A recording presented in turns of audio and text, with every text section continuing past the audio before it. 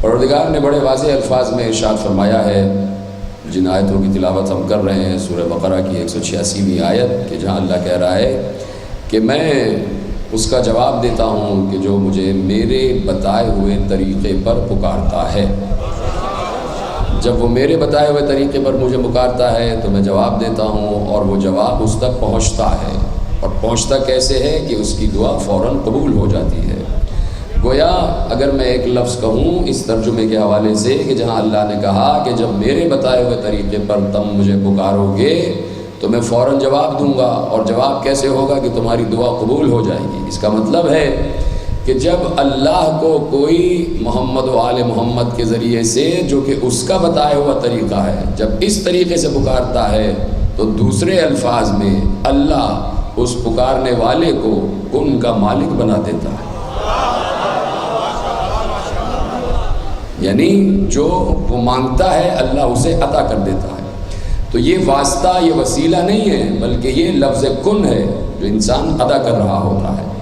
اب میں کیا کہوں کہ مجھے ایک روایت یاد آئی ہے اور آپ کے حوالے کرتا ہوں کہ یہ جو واسطہ وسیلہ ہے یہ صرف ہمارے لیے نہیں ہے، اور یقیناً پرسوں میں نے ایک آیت آپ کے حوالے کی تھی کہ جہاں عیسائیوں نے کہا تھا کہ ہم اس لیے عیسیٰ کو پکارتے ہیں کہ عیسیٰ اللہ کے بہت نزدیک ہے کیونکہ بیٹا ہے، تو چونکہ نزدیک ہے اس لیے عیسیٰ کو پکارتے ہیں۔ تو گویا ایک دلیل قائم ہو گئی کہ جو اللہ کے نزدیک ہوتا ہے اسے ہی پکارا جائے۔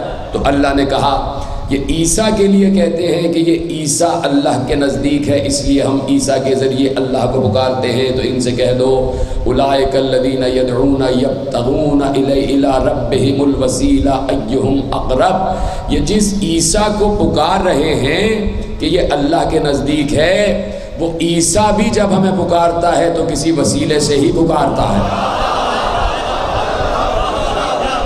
اب یہ انبیاء کا تذکرہ شروع ہو گیا کہ انبیاء کس وسیلے سے اسے پکارتے ہیں، یہ تو جناب عیسیٰ کی بات تھی، لیکن بزم رسول کی ایک روایت محفوظ کرنے والوں نے کہ پیغمبر اکثر دعا مانگا کرتے تھے۔ ایک صحابی آئے، یا رسول اللہ میرے لیے دعا مانگے اللہ سے کہ اللہ مجھ پر رحم فرمائے، پروردگار مجھ پر رحم فرمائے۔ اللہ کا رسول مسجد نبوی میں بیٹھا ہوا ہے، مسجد نبوی بھری ہوئی ہے، ایک صحابی آ کے کہتے ہیں یا رسول اللہ، سب سن رہے ہیں کہ وہ کہہ رہے ہیں کہ یا رسول اللہ میرے لیے دعا فرمائیے کہ اللہ مجھ پر رحم فرمائے۔ پیغمبر نے ان کے کہنے پہ ایک بار ہاتھ بلند کیے، سب سن رہے ہیں کہ پیغمبر، ہمتن گوش ہو کے سن رہے ہیں کہ پیغمبر اب اللہ سے دعا مانگنے جا رہے ہیں اپنے ایک دوست کے لیے، اپنے ایک یار کے لیے، اپنے ایک صحابی کے لیے۔ اور پیغمبر نے اس الفاظ میں دعا مانگی کہ اللہم ارحم زیدن بحق علی، تو زید پر رحم فرما علی کے واسطے سے، پروردگار تو زید پر رحم فرما علی کے واسطے سے۔ کچھ دن گزر گئے، ایک اور صحابی آ گئے، یا رسول اللہ میرے لیے بھی رحم کی اللہ سے درخواست کریں۔ پیغمبر نے ان کے لیے بھی دعا مانگی، اللہم ارحم فلانا بحق علی کی ابن ابی طالب، ان کی بھی دعا قبول ہو گئی۔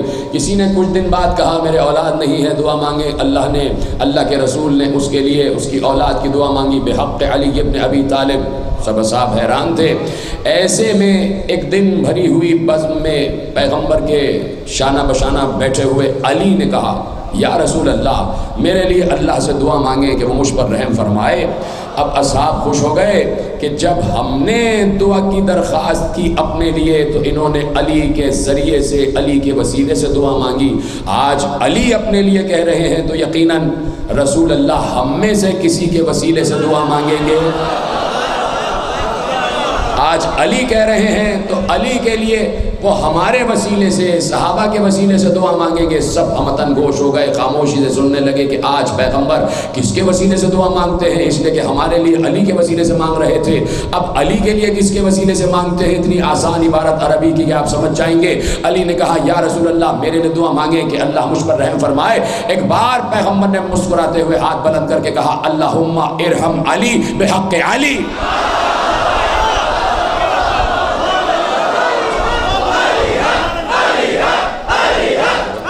اللہم ارحم علی بحق علی، یعنی پیغمبر بھی وسیلہ لے رہے ہیں علی کا۔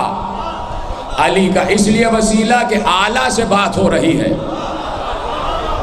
وہ اعلیٰ ہے، یہ علی ہے۔ تو کہا کہ اعلیٰ سے قریب جانے کے لیے علی کا وسیلہ ضروری ہے.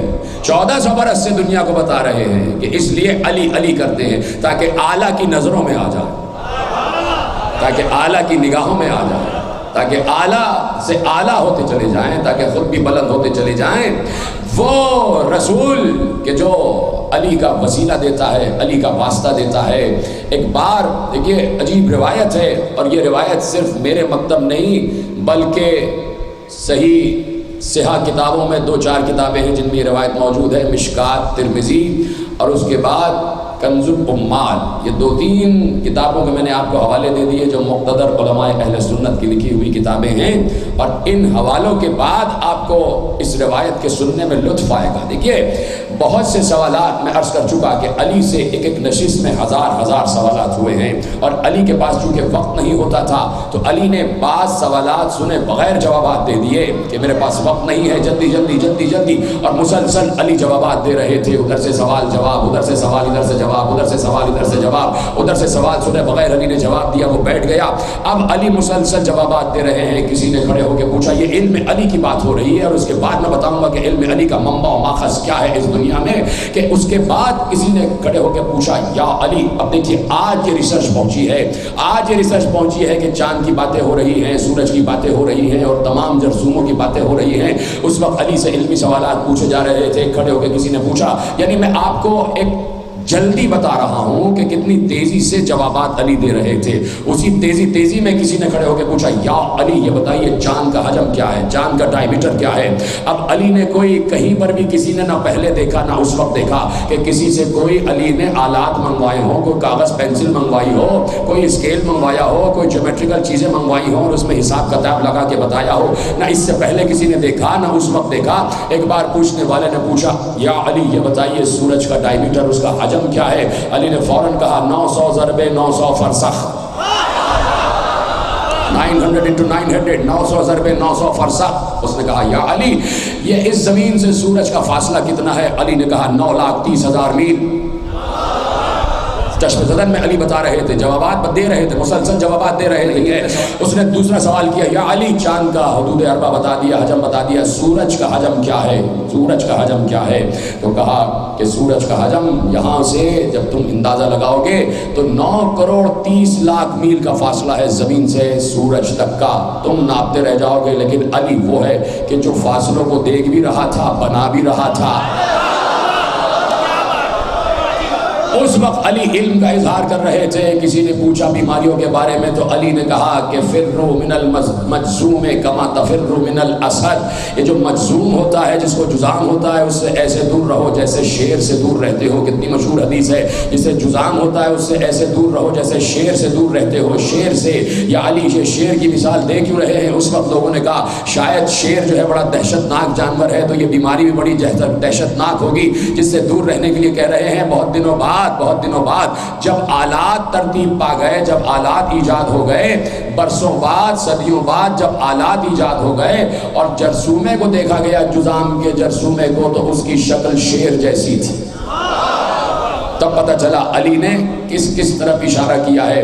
مسلسل علی بیٹھ کے علم کی باتیں کر رہے تھے، مسلسل جوابات دے رہے تھے. کوئی توحید کے بارے میں پوچھ رہا ہے، علی بتا رہے ہیں. کوئی رسالت کے بارے میں پوچھ رہا ہے، علی بتا رہے ہیں. کوئی نبوت کے بارے میں پوچھ رہا ہے، علی بتا رہے ہیں. زمین کے بارے میں علی بتا رہے ہیں، آسمان کے بارے میں علی بتا رہے ہیں، انسان کے بارے میں علی بتا رہے ہیں، فرشتوں کے بارے میں علی بتا رہے ہیں، جنات کے بارے میں علی بتا رہے ہیں، حیوانات کے بارے میں علی بتا رہے ہیں، چونٹیوں کی تعداد علی بتا رہے ہیں، ان میں مذکر کتنے ہیں، مؤنث کتنے ہیں، یہ علی بتا رہے ہیں. دنیا میں انسان کتنے ہیں علی بتا رہے ہیں. کس کے ہیں یہ بھی بتا رہے ہیں، کس کے نہیں ہیں یہ بھی بتا رہے ہیں. سب علی بتا رہے ہیں. تو یہ علی کے علم کا منبع کیا ہے، علی کے علم کا ماخذ کیا ہے. تو اس روایت کو لکھا جس کے لیے میں نے زحمت کی اور حوالے آپ کو دے دیے. مقتدر علماء اہل سنت نے لکھا کہ جب جنگ طائف ہو رہی تھی، جنگ طائف، مسلمان چاروں طرف سے گھرے ہوئے تھے، اس لیے کہ مسلمان بیچ میدان میں تھے. کہیں کوئی مچان نہیں تھی، کہیں کوئی پناہ نہیں تھی کہ جہاں چھپتے اور وہاں سے حملہ کرتے. چاروں طرف کفار نے آڑ اور ایڑ لے لی تھی اور وہاں سے کھڑے ہو کے مسلمانوں پہ تیر برسا رہے تھے.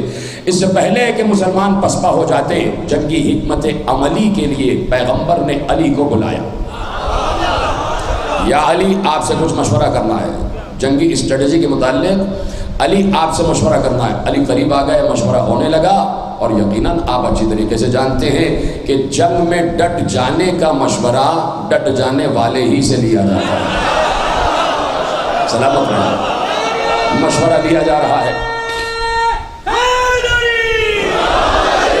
مشورہ ہو رہا ہے، سرگوشی ہو رہی ہے، پیغمبر علی کے کان میں کچھ کہہ رہے ہیں، کچھ سن رہے ہیں، کچھ کہہ رہے ہیں، کچھ سن رہے ہیں، سرگوشی بہت دیر تک طویل ہو گئی۔ تو کسی نے کہا یہ سرگوشی بہت دیر تک ہو گئی، رسول بہت دیر سے سرگوشی کر رہے ہیں علی کے کان میں۔ رسول کے کان تک یہ جملے پہنچے تو رسول نے فوراً پلٹ کے کہا وما انت جئتہ ولکن انت جاہ اللہ، تم کیا کہہ رہے ہو کہ میں سرگوشی کر رہا ہوں؟ میں سرگوشی نہیں کر رہا، علی سے اللہ سرگوشی کر رہا ہے۔